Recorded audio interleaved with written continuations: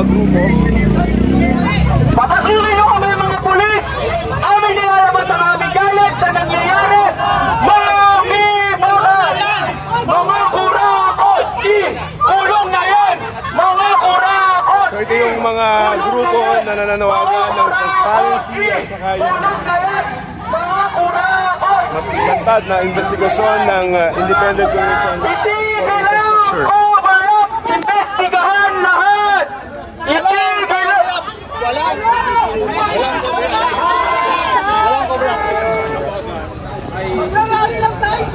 Sino ka kausapin?